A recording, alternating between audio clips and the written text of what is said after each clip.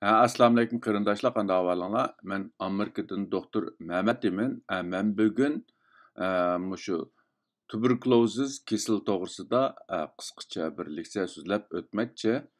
Men bu leksiyada mushu tuberkulozniki qandaq bir kasal ekanligi, anandan keyin uning sababi va ko'p uchraydigan mushu tuberkulozis kasali to'g'risida qisqacha bir tushuncha berib o'tmoqchi. Tövəndə diqqətinizlər leksiyanın təfsilatı bolsun. Bu tuberkulozis kesili degan vaqtida asosliqi insonlar orasida o'zaro yuqish xatiri bo'lgan ig'ir darajadagi yuqumli kasallik bo'lib, garchi asosliqi o'pkida ko'p ko'rilsa-mu, ammo u badanning har qanday qismida ko'rilishi mumkin bo'lgan bir xil kasallik. Tuberkuloz kasalini tuberkuloz tayoqsimon bakteriyasi keltirib chiqaradigan bo'lib, u bakteriya bemorning yo'tilishidan havoga tarqalgan kichik tomchilar, ya'ni tükürük tomchilari orqali boshqalarga tarqaldi. Tuberkuloz kasali taraqqiy qilmagan kambag'al davlat va rayonlardagi iqtisodiy kirimi to'van bo'lgan kambag'al kishilar orasida ko'p uchraydigan bo'lg'achqa, ba'zilar u kasallikni kambag'allar kasali debmi ataydi. Yaqindan buyon bu kasal ba'zi taraqqiy qilgan davlatlardami qaytadan tarqalishga boshlagan. Bu tuberkulozis kasali men yuqorida o'tgandagidek asosliqi mushu o'pkida ko'p ko'rilsa-mu, biroq badanning boshqa qismlaridami uchraydi. Undaqda bu ko'p uchraydigan tuberkulozis kasali qaysilar degan vaqtida birinchisi o'pka tuberkulozis kasali, ikkinchisi böbrek tuberkulozis kasali, uchinchisi sumak tuberkulozis kasali, to'rtinchisi umurtqa tuberkulozis kasali, beshinchisi uchay tuberkuloz kasali, oltinchisi teri tuberkuloz kasali, yettinchisi limfa tugunchi tuberkuloz kasali. Bular shu ko'p uchraydigan tuberkuloz kasallari bo'lib, undan boshqa yana ba'zi tuberkuloz kasallari yoki ba'zi organlardagi kasallar uncha ko'p uchirmasa-mu, badanning boshqa nurg'un organlarida o'xshashlar bu kasallik ko'rilishi mumkin. Yuqorida men deb o'tgan kasalliklar asosliqi shu ko'p uchraydigan tuberkulozis kasali bo'lib, uningdan boshqa tövəndəki bir necha kasallar yuqoridagidek unda ko'p uchurmasmi, biroq yanala o'xshashlar mavjud kasallar. Undaqda bu oz uchraydigan tuberkuloz kasallari qaysi kasalliklarni o'z ichiga oladi degan vaqtida birinchisi qo'saq parda tuberkuloz kasali, ikkinchisi yurak parda tuberkuloz kasali, uchinchisi miya tuberkuloz kasali, to'rtinchisi sudik yo'li va jinsiy a'zo tuberkulozis kasali, beshinchisi jigar tuberkuloz kasali, oltinchisi ilik tuberkulozis kasali. Bu kasallar yuqorida men deb o'tgan u kasalliklarda ko'p ko'rilmasa-mu, biroq ba'zi insonlarda ko'rilishi mumkin. Ham shundaqla bu kasal ko'rilgan kishilarda kasal alomatlari biroz ig'ir bo'lib, saqaytish biroz qiyin bo'lgan kasalliklar hisoblanadi. Undaqda bu tuberkulozis kasaliningki universal kasallik alomatlari nimalardan iborat? Ya'ni bu tuberkulozis kasali qaysi organda bo'lishdan qat'iy nazar, ya'ni qaysi a'zoda bo'lishdan qat'iy nazar qandaq kasalliklar alomati bo'ladi degan vaqtida birinchisi bu tuberkuloz kasallik giribdor bo'lgan har qanday odamda birinchisi arg'inliq yoki mag'dursizlik his qilishi oson charchishi mumkin. İkincisi kechida ko'p terlishi mumkin.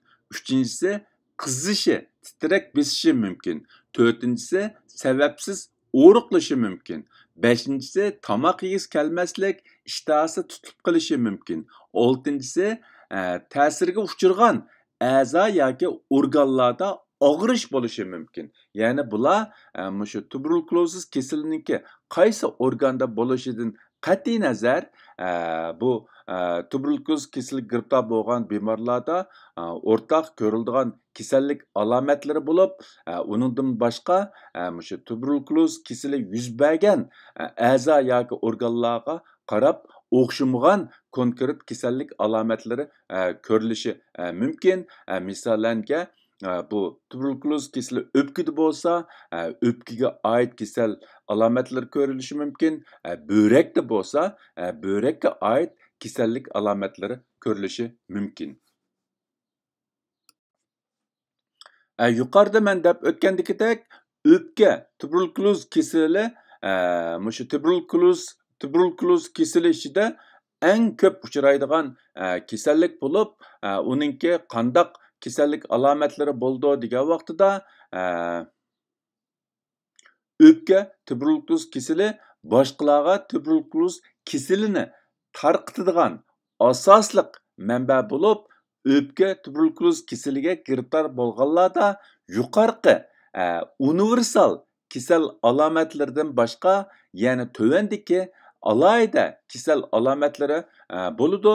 Birinchisi 3 haftadan ortiq uzunga so'zilgan yo'tal, ya'ni ost xarakterlik yo'tal bo'lishi mumkin. Ikkinchisi qonliq balg'am yoki tükürükdə qon kelishi mumkin. Uchinchisi ko'krak og'rish, og'riq nafaslanganda yoki yo'talganda ig'irlashishi mumkin. To'rtinchisi nafsi tizilishi yoki nafas qiyilishi, nafas siqilishi mumkin. Bu shu o'pka tuberkuloz kasalida bo'ladigan alayda alomatlar bo'lib, yuqorida men deb o'tgan universal kasallik alomatlaridan boshqa bu xil alomatlar ko'rilgan vaqtida biz o'pka tuberkuloz kasalini o'ylashimiz mumkin. Ya'ni bu odamda o'pka tuberkuloz kasalligiga giribdor bo'lish ehtimoli nihoyat yuqori bo'lgan bo'ladi. Bundaq ahvol ostida bemor cho'qim doktorga ko'rinib, tafsili tekshirtib beqishga to'g'ri keldi. Undaqda bu tuberkulozis kasalligiga qandaq diagnoz qo'yildi degan vaqtida uningga diagnoz qo'yish uncha murakkab emas. Masala biz shu o'zimizda shu kasal borligidan gumon qilish, ya'ni kasal alomatlari ko'rilgan vaqtida biz doktorga berib shu kasal to'g'risida maxsus tekshirish ilib berish bormasligimizga bog'liq. Agarda biz shunday kasallik alomatlari ko'rilsa yoki shu kasallikni gumonlansak, biz doktorga berib bu vaqtda tekshirish ilib borsak, bu kasalga nisbatan diagnoz qo'yish uncha qiyin emas. Uninglik uchun birinchisi eng oddiy tekshirish bo'lgan teri siniqi, ya'ni tuberkuloz teri siniqi ilib berishga to'g'ri keldi. Bu sinoq ilib borgan vaqtida, ya'ni bu sol tarafdagi rasmda ko'rsatilganga o'xshash bu terininki shu sinoqqa ko'rsatgan reaksiyasiniki cho'ng kichikligiga qarab bu kasalga diagnoz qo'yish mumkin. Ikkinchisi qon tekshirish, ya'ni qon ilib tuberkulozga oid tekshirishlarni qilish orqali bu tuberkulozga diagnoz qo'yish mumkin. Ya'ni bu ikki xil tekshirish orqali asosliqi shu tuberkuloz kasalniki badanda mavjud emasligiga diagnoz qo'yish mumkin. Lekin uninglik orqali bu qaysi o'rindagi kasallik ekanligiga diagnoz qo'yg'ili bo'lmaydi. Shunlashqa uchinchisi yana mushu tuberkulozninki o'pkada bor yo'qligi ham shundaqla bu bemorninki tuberkulozni boshqalarga yuqtirish ehtimolining bor yo'qligiga diagnoz qo'yish uchun tükürükni tekshirishga to'g'ri keldi. Ya'ni tükürükdan agar tükürükdan mushu tuberkulozsiz kasallikni keltirib chiqargan bakteriya tepilsa, bu kasalga jazmlashtirib diagnoz qo'ygandan boshqa yana bu bemorninki boshqalarga kasal yuqtirish ehtimolining borligini bilish mumkin. Bu tekshirish nihoyatda muhim bir tekshirish bo'lib, albatta hamma odamda bu tekshirishdan aniq bir natija chiqishi notayin. Ko'pincha odamlarda hatto bu saq chiqishi mumkin, lekin u saq deganlik bu odamda tuberkuloz yo'q deganlik emas, faqat shu tükürükdən shu tuberkuloz kasalini keltirib chiqargan bakteriya tepilmadi deganlik bo'ladi. U xil ahvolda balkim bu kasal yo'shirin bo'lishi, ya'ni yoki bo'lmasa sirt bilan tutash bo'lmasligi, ya'ni o'pkaning ma'lum o'rinda atrofini boshqa to'qilimlar qoplab olgan bo'lsa, ya'ni sirtqa bevosita tutashmagan bo'lsa, undaqqa odamlarniki tükürükidan bu bakteriya tepilmasligi mumkin. Bundaq ahvolda texmi ilgirlagan asosda mushu gumon qilgan organ bo'libmi bak o'pka, böğrek, jigar, umurtqa, yulun degandek mushu tuberkuloz kasali bo'lish ehtimoli bo'lgan organlarni mushu rasmga elish, ya'ni rentgen rasmi yoki CT rasmga elish orqali bu kasalga diagnoz qo'yish ham shundaqla u kasalning konkret o'rnini tepib chiqish mumkin.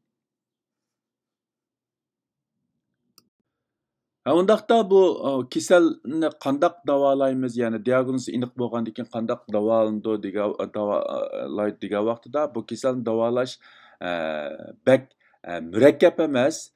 Bütün dünya bo'yicha asosan o'lchamlashib ketgan davolash usuli qo'llanadi, ammo davolash jarayoni biroz uzun bo'lganligi uchun ko'pincha kishilar buningga bardoshlik bermay yarim yo'lda tashlab qo'yishi mumkin. Bo'libmi davolash boshlanib bir necha oydan keyin kasal alomatlari ko'z ko'rinarli darajada yengillangandan keyin, ya'ni yo'qolgandan keyin ba'zi kishilar men saqaydim deb davolashni to'xtashi mumkin. Bu eng xatarlik ahvol, chunki bu kasalni davolagan vaqtida cho'qim kam deganda 6 oy bo'lmasa 1 yil bu dorilarni to'xtatmay ishlatib talto'kis davolashga to'g'ri keldi. Bo'lmasa bir mezgildan keyin bo'libmi bak kasalga taqobil turish kuchi, immunit kuchi, ya'ni tövəllaganda yoki boshqa kasalliklarga giribdor bo'lib badan ojizlashgan vaqtida bu kasal qaytadan qo'zg'alib yana bizni avor qilishi mumkin. Shunlashqa bu kasalga diagnoz qo'yilgandan keyin cho'qim mushu xalqaroda o'lchamlashgan usul orqali 6 oydan 1 yilgacha to'xtatmay davolash ilib berish orqali bu kasalni talto'kis saqaytishga to'g'ri keldi. Uningdan boshqa, ya'ni bu dorilardan boshqa eng muhimi shu badanni quvvatlantirish, ya'ni yaxshi oziqlanish, yaxshi arom olish, badanning immunit kuchini yuqori ko'tarishmi bu kasalni uzil-kesil davolashda nihoyatda muhim. Bugungi bu tuberkulozsiz kasal to'g'risidagi qisqacha leksiyani mishad oxirlashtirmoqchi. Hammanglarning diqqat berganinglar ko'p rahmat. Alloh hammamizni salomat qilsin. Ko'rishguncha omon bo'linglar. Xayr xo'sh. Xudoga omonat.